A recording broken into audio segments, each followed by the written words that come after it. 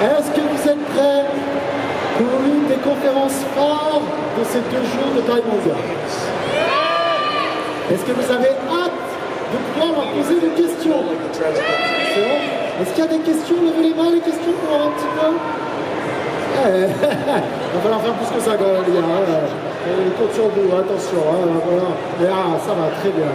Écoutez, je pense que vous allez voir, ils sont ultra gentils. Il y a des fans de Stargate ici ou pas? Ça va. Eh bien, messieurs, dames, sans plus tarder, je vous demande d'accueillir comme il se doit nos 2 invités prestigieux. Vous avez pu voir notamment dans la série Stargate. S'il vous plaît, accueillez comme il se doit Michael Chance et Peter Williams.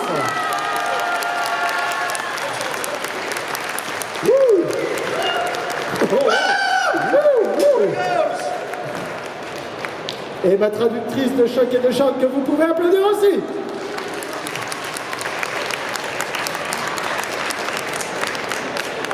Oh là. Je peux vous dire qu'on a une chance exceptionnelle d'avoir nos 2 invités ici sur cette scène du Paris Manga et que ça va passer très vite. Ces 45 minutes vont passer très vite. Alors on peut commencer si vous voulez déjà. Hiya, how are you? Great! Yeah, ok. Très bien. Très bien. Oh, you know some words in French? Oui, très and bien. C'est pas mal, c'est déjà pas mal. Attention, petite photo. Ah, il est parti, il est chaud. Let's do it. First question, ok.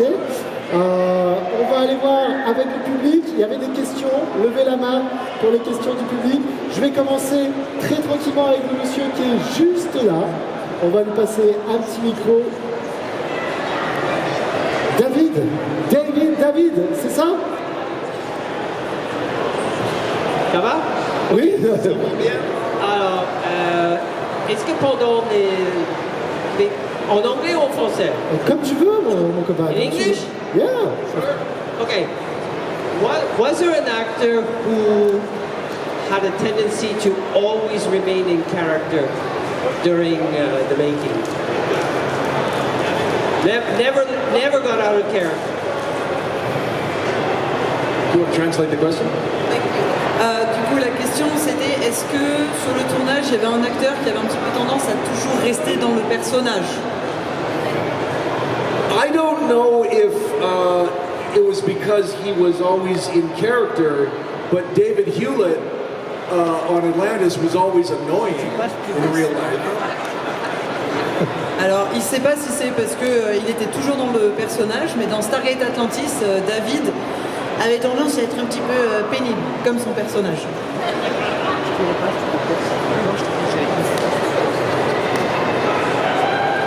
Peter va commencer.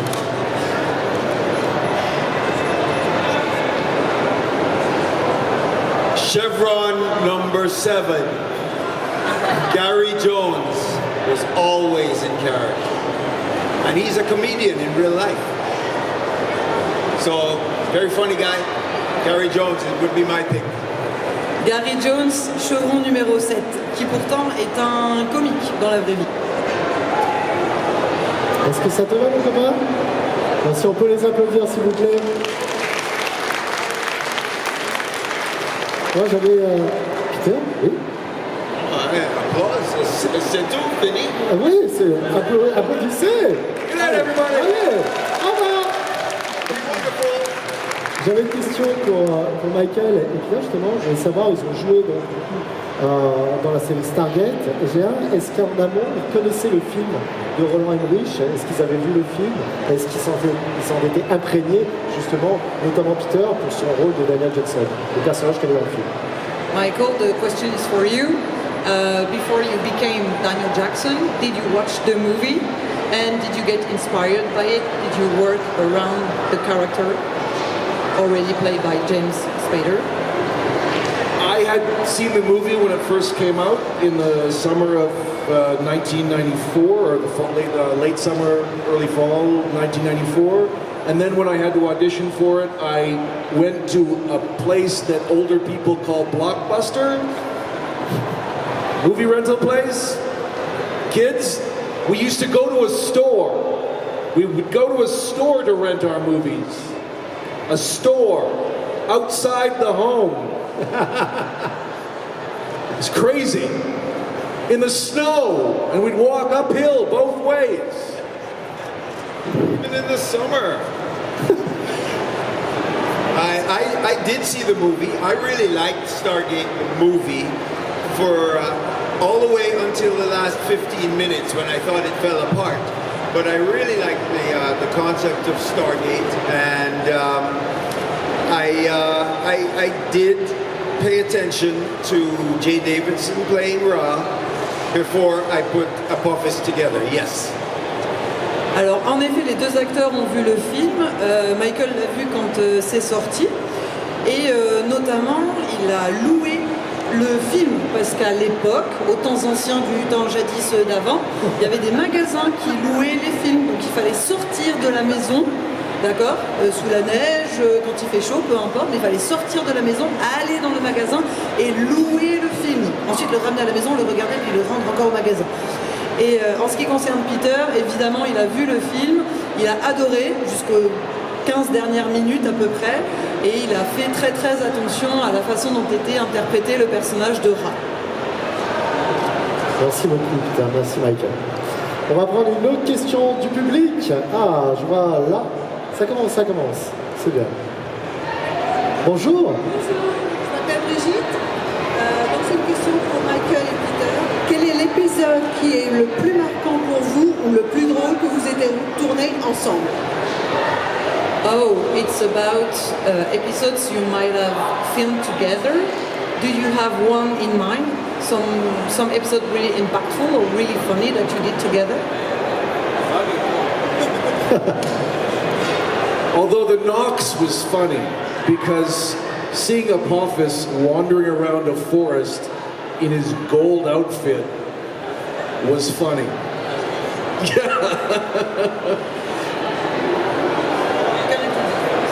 Thank you. Il pensait à Nox, notamment le fait de voir Apophis dans la forêt avec son superbe costume doré. Ça, il a trouvé ça assez drôle. Ouais. We were just talking about the one scene that we really did together where we actually spoke to each other was in Serpent Song. And Michael told me something that I did not know before or hadn't remembered. And that was when he was speaking the ancient Egyptian language, he had a piece of paper stuck beside my head that he was reading when he was talking to me. And of course I was in a straitjacket and a neck brace, so I couldn't see the piece of paper. And all this time I believed he was a great actor. En fait, il y a eu un épisode de Serpent Song. Donc c'est une des rares scènes qu'ils ont vraiment en commun où les deux personnages se parlent face à face. Et il était dans son costume intégral. Et en fait, ce qu'il ne savait pas, c'est qu'il avait un bout de papier au niveau de la nuque. Et en fait, Michael se contentait de lire ce qui était écrit sur le papier. Et pendant ce temps-là, Peter se disait « Waouh, mais quel acteur incroyable !» En fait, il était juste en train de lire ce qui était marqué sur le bout de papier. Ça, c'est une anecdote de fou. On peut les applaudir.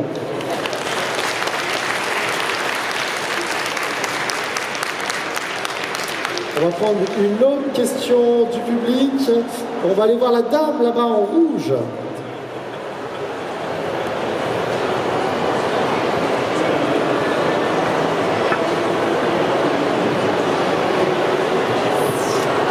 Bonjour, merci d'être venu. La question est pour Michael et Peter. En fait, quelle est la scène que vous avez aimé jouer et celle que vous avez moins ou très difficile à jouer? The question is for the two of you. Is there a scene that you really love doing, or or a scene that has been really hard to do? Is there something like that? I'll go first. There is a scene I found really hard to do. I think it was in season 6. In an episode written by Christopher Judge called The Changeling. There was a scene that I had to shoot on a bridge in West Vancouver where I was looking up at the sun. It was very bright that day, and I could not keep my eyes open. Every time I opened my eyes, I would get tears coming down, which would mess the makeup. That was very difficult to shoot. Yeah. Il y a eu dans la saison 6 un épisode réalisé par Christopher Judge, donc Tilk. En fait, ça a été très difficile pour lui de tourner une scène parce qu'il est sur un pont, c'était tourné à Vancouver, et en fait, ce jour-là, il y avait beaucoup de soleil, et il avait le soleil en face de lui. Donc c'était extrêmement difficile pour lui de garder les yeux ouverts, et en fait, à chaque fois, il avait les larmes qui coulaient, et du coup, ça embrouillait un petit peu le maquillage. Donc ça, c'était très difficile. Yes. Oh, yes.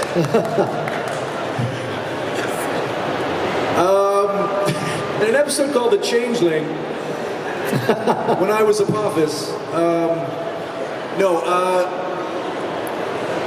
already told the story yesterday. I'm not going to bore you with that one. When we were doing an episode called Lifeboat, where Daniel was invaded by multiple personalities. Richard Dean Anderson had to leave because his father had passed away. He had to leave for the funeral. So we shot everything without him there. And then when we came back, or when he came back to us, we shot all of his coverage, a lot of which was sitting watching what was happening between Dr. Fraser and Daniel and his multiple personalities. And because everything was just his reactions, Terrell and I had to do all of our scenes continuously, so we ended up doing continuously 12 minutes of scenes, the entire script basically, so that Richard could react to it. It actually wasn't that difficult. It was a lot of fun because we'd done it so many times by then. So it could have been. It was only difficult because we'd never done it continuously. So, but it was still a lot of fun to do. It wasn't even the camera wasn't on us. It was just for Rick's reactions. So we just acted the entire episode just off camera for him to react to. Donc il y a eu un épisode où le personnage de Daniel est envahi par plusieurs personnalités, etc. Et en fait, Richard Dean Anderson a dû quitter le tournage parce que son père venait de décéder. Donc tous les acteurs présents dans la scène, à part Richard, ont tourné la scène. Et quand Richard est revenu sur le tournage, plusieurs jours après, ils ont dû recommencer en filmant Richard. Donc la caméra était sur Richard parce qu'il fallait filmer les réactions du personnage. Et pendant ce temps-là, vous aviez Daniel et Fraser qui devaient donner les répliques et qui ont dû recommencer la scène. Et c'est quand même 12 minutes de scène. Donc ils ont dû recommencer ça. Et ça a été un petit peu compliqué. Merci. Merci beaucoup. On va reprendre une question du public. Mais avant, j'ai une question pour Michael.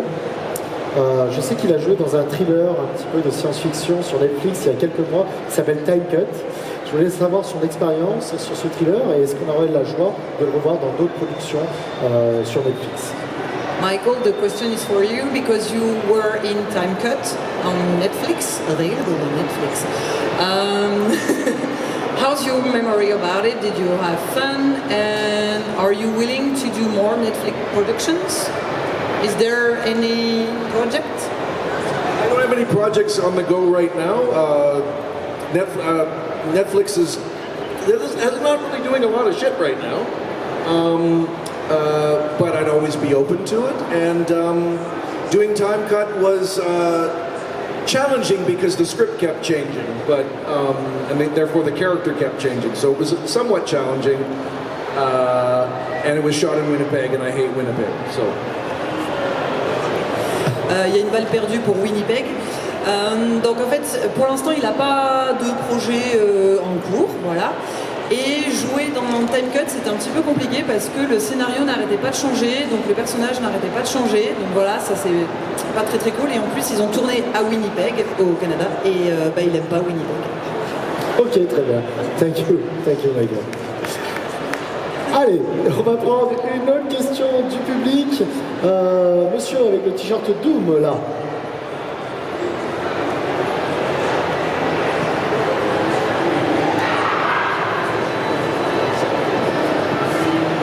Bonjour à vous, Bonjour. merci d'être venu.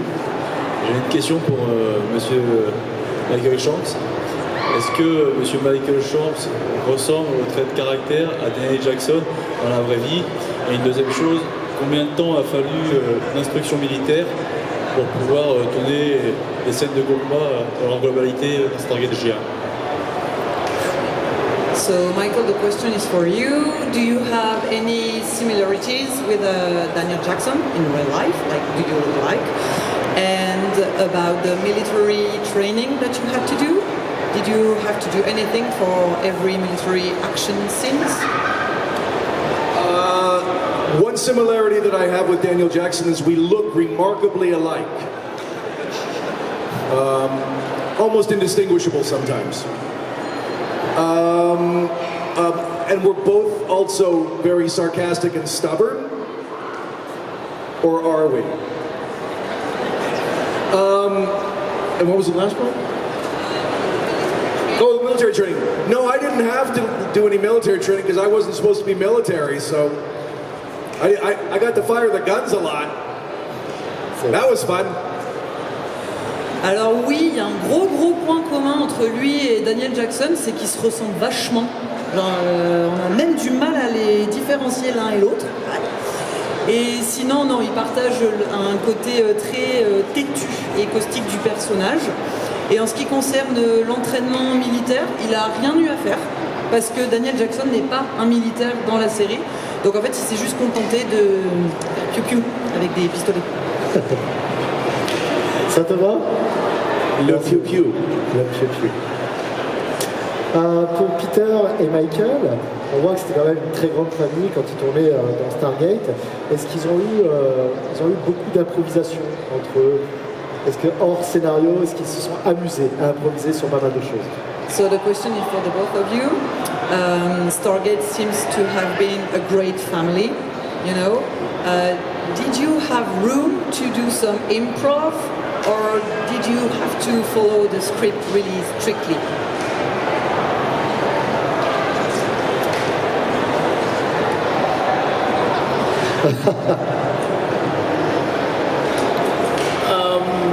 Improv. I don't think there was any room for Apophis to do improv. I would have loved to seen that though. Yes. Yeah. Now that I think of it, the only improv I've ever had to do as Apophis is at conventions when we sometimes get presented with fan fiction or fan-created mock scripts to enact in scenes on stage, and sometimes you just have to go with the flow. I remember doing one with Martouf, doing a scene with Martouf at a convention in Vancouver, and it went way off the rails. It went into territory I don't feel like recreating now, but it was fun. So, no, not on set for me personally, but at conventions, yes. En ce qui concerne Peter, donc sur le tournage en tant qu'Apophis, il n'y avait pas vraiment de place pour lui afin d'improviser. Par contre, en convention, il l'a beaucoup fait parce que les fans parfois se présentent à lui avec des fanfictions ou avec des scénarios qu'ils ont eux-mêmes écrits, et donc parfois ils ont joué les scènes de ces scénarios écrits par les fans.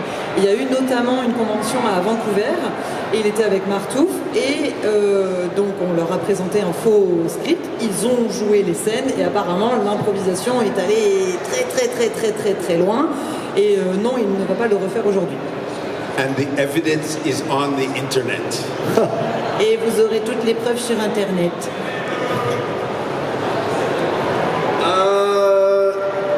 No, I didn't improvise. Liar. Working with Richard, you had to improvise because the script was woo.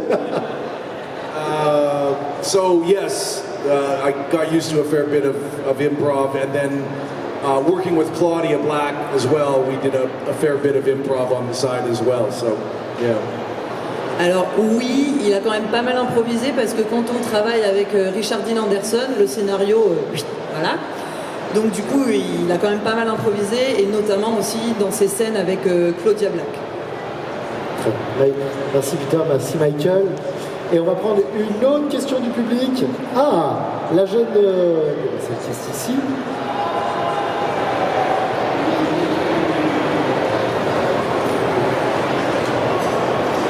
Bonjour.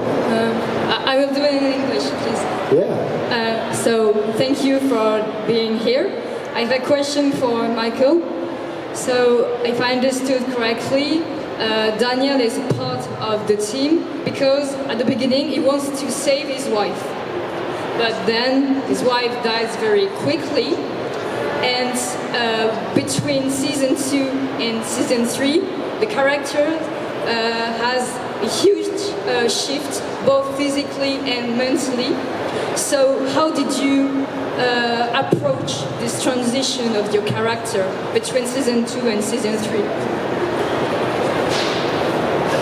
La question concerne en fait le changement du personnage de Daniel Jackson physiquement et mentalement entre la saison 2 et la saison 3, puisque le personnage de Daniel était marié et puis sa femme est décédée.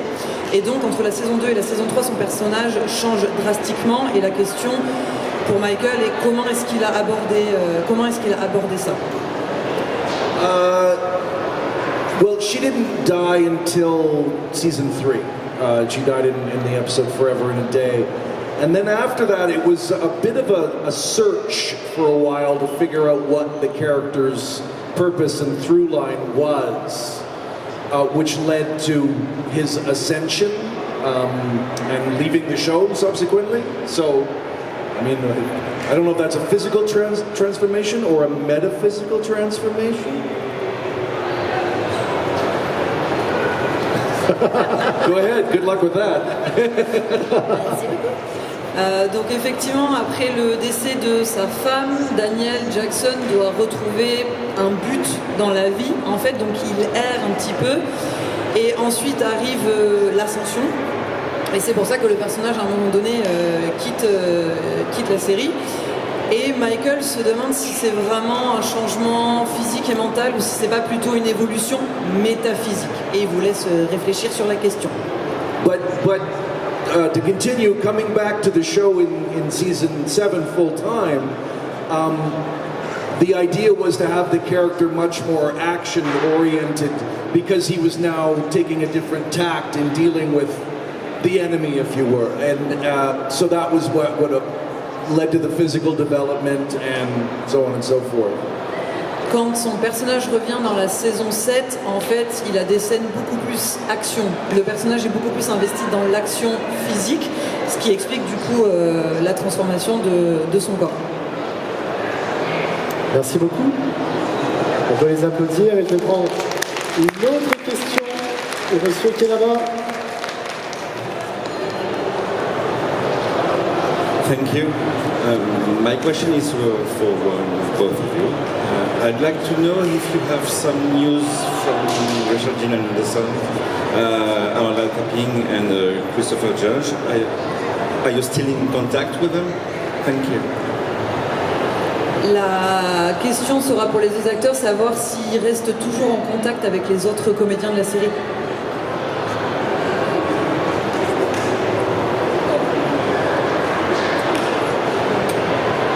I do not keep in touch with the other members of the cast as a general rule, but it's been so many years since the show was on the air, since we actually worked on the show, that there have been periods where I have been in touch with certain people.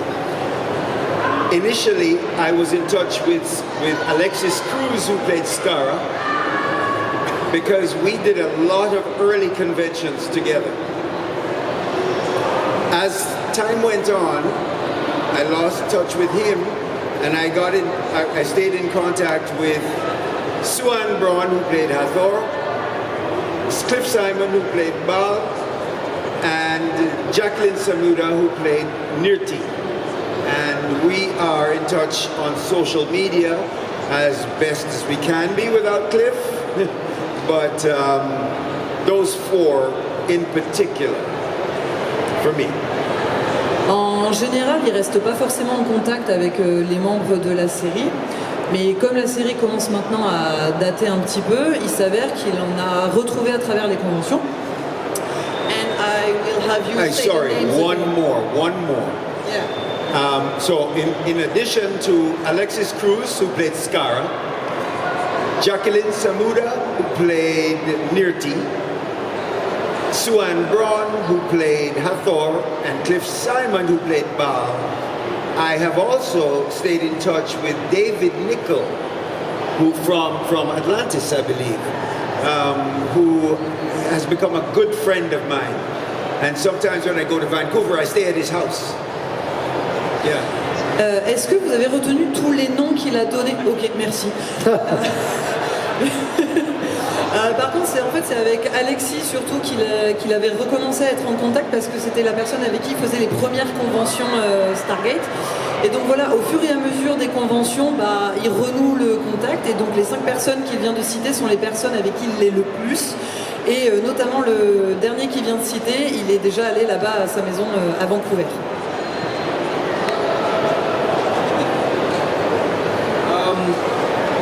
Hello? I see Amanda a fair bit. We live near each other. Martin Wood, who is one of our regular directors, lives 2 blocks away, and our sons are best friends. So, yeah. So I see him a fair bit. Richard, I keep in touch with via text. He was, I checked up with him during the fires in Los Angeles, him and Ben, to make sure that they were okay. Rick was sitting in his house with no electricity, but his house was fine. And Ben had moved to an apartment, his daughter's apartment, because they were evacuated out of Malibu. And then a week later, they were back with the bulldozers protecting their property. I'm going too fast, aren't I? Go ahead.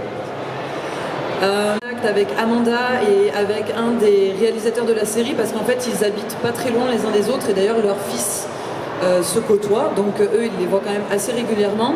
Sinon il est plutôt en contact avec Richard par SMS et avec Ben aussi. Et quand il y a eu les derniers incendies, vous savez, en Californie, du coup il a demandé des nouvelles, un petit peu inquiet de leur situation. Richard ça allait, il y avait juste plus d'électricité chez lui mais ça allait. Par contre, Ben a dû évacuer, il a dû partir vivre chez sa fille quelque temps et malheureusement, il n'a pas pu retourner à son domicile. Ils ont dû tout détruire à coups de bulldozer. Okay. And the rest I see at things like this. Et pour le reste, c'est grâce à ce genre d'événement qu'il peut rester en contact avec les autres membres de la série. Question pour... Vous pouvez les applaudir, oui, effectivement. Question pour Michael et Peter. Stargate a été un succès mondial, la série, et le film aussi. Est-ce qu'il y a eu un impact sur leur carrière, qu'il soit positif ou négatif? So the question is for the both of you. Stargate was a huge success everywhere in the world. So did it have an impact on your career, positively, negatively? No. I would never have gotten to go to other planets if I had never done Stargate. I am now an intergalactic traveler who lives on as an asteroid circling Earth. Grâce à la série Stargate, Peter est devenu un voyageur intergalactique et il peut maintenant aller sur des astéroïdes qui sont en orbite autour de la Terre. Well, how do we top that? You're a fucking asteroid. An otherworldly body, it's been said. You know, the best thing about Stargate is it seems like it was a huge success. It was very popular, and obviously we're all here because of the popularity of the show. It didn't really have any kind of effect on career. most people, like the people that watched it, really knew it, and the people that didn't know it at all. And the people in our industry didn't know it at all. And I can always tell the difference because if they knew it a little bit, they knew it a lot. And if they didn't at all. So it didn't really have much effect because a lot of the people in the industry didn't know me from it. So, which is great because then you don't get typecast, but also not so great because nobody knows who you are. So.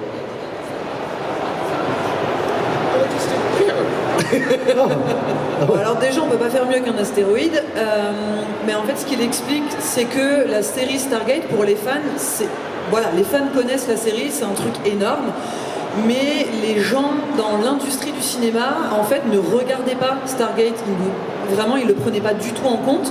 Donc d'un côté, c'est bien parce que les gens qui tombent dans Stargate ne sont pas typecast, vous savez, quand ils sont à chaque fois embauchés pour le même type de rôle.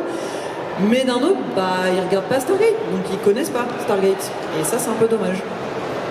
Merci beaucoup. On va prendre... Allez-y, faites-vous plaisir. Hein. On va prendre une autre question du public, s'il vous plaît. Tac, le monsieur là-bas, là. Oui, qui se lève. Tu peux venir, hein, si tu veux, rapproche-toi un peu plus.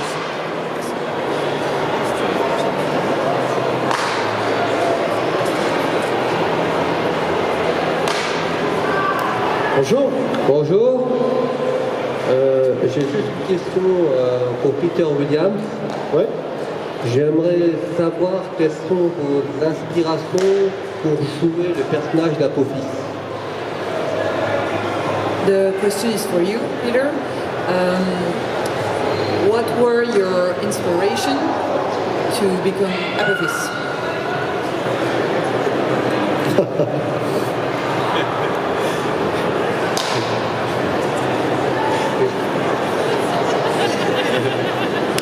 Listen, I enjoyed playing Apophis for many reasons, and in order to build my own enthusiasm for it, I looked at the costumes and I said, okay, I can wear those.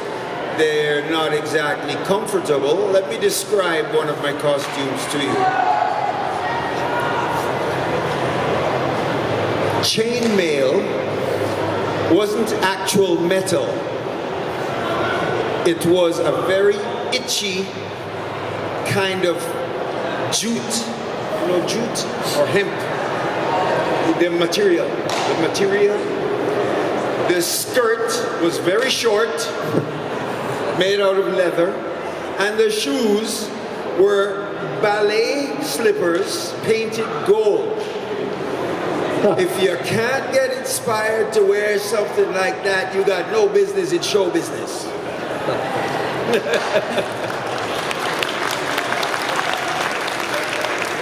Comprends?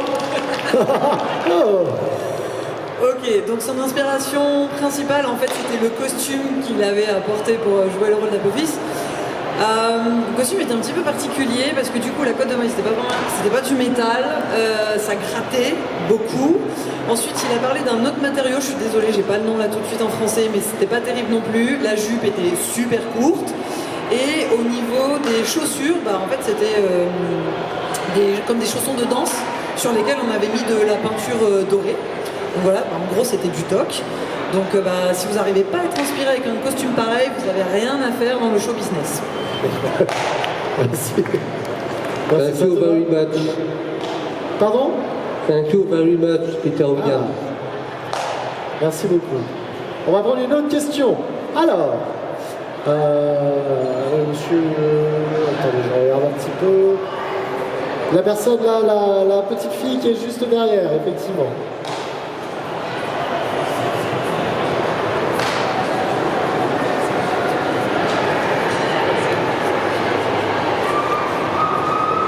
On va laisser le micro.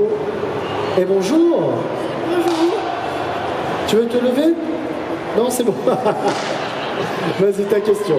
C'était une question pour Michael. Comment ça a été dans l'épisode où Daniel Jackson il joue plusieurs personnalités?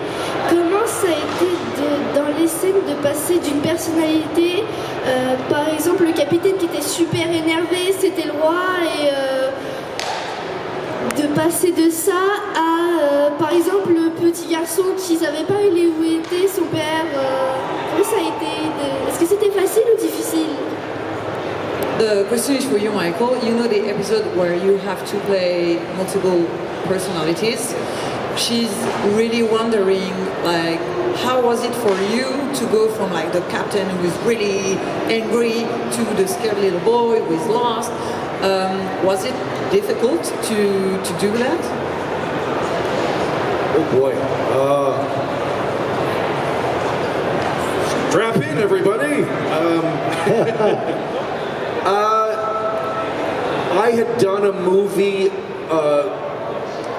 the previous year that I did Lifeboat, where I played a psychologist that was looking after someone who had multiple personality disorder. And the actor playing that character was only cast a day before she had to start shooting. And because of the switches to the different characters, she didn't have much time to prepare. And I remember watching her with a lot of empathy, going, this sucks, man. You didn't have enough time to really flesh out these personalities.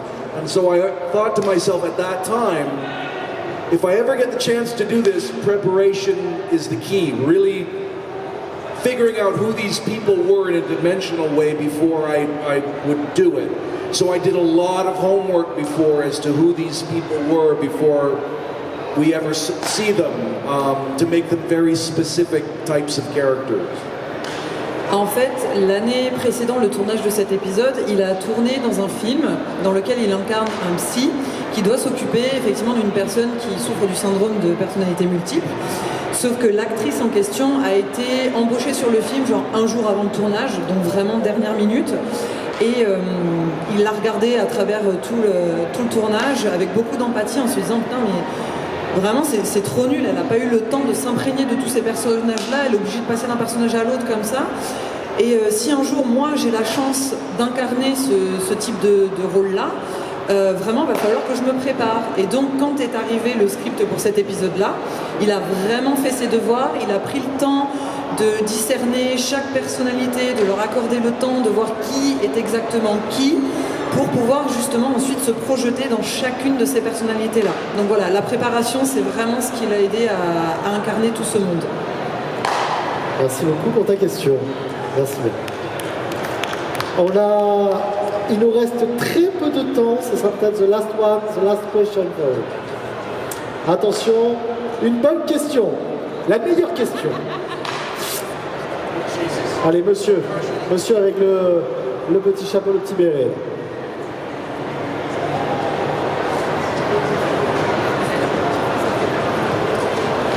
Just a simple question. Mr. Peter Williams, what it takes to be a great actor? La question c'est qu'est-ce qu'il faut pour devenir un grand acteur? It doesn't take very much to be an actor, but to be a great actor, I think it takes humility. And actors don't have a lot of humility. So you get a lot of average actors and you get very few great ones. I don't claim to be a great actor, so I cannot answer that question.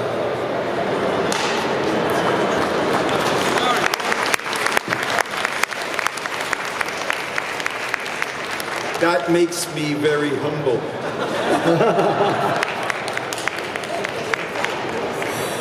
Devenir acteur, ça demande pas grand-chose, mais être un grand acteur, ça demande de rester humble. Et malheureusement, il y a beaucoup d'acteurs moyens et il y a très peu de grands acteurs. Voilà. Et il pense qu'il ne peut pas répondre à cette question parce qu'il ne se pense pas être un grand acteur, ce qui fait de lui quelqu'un de très humble. Merci beaucoup. Messieurs, dames, s'il vous plaît.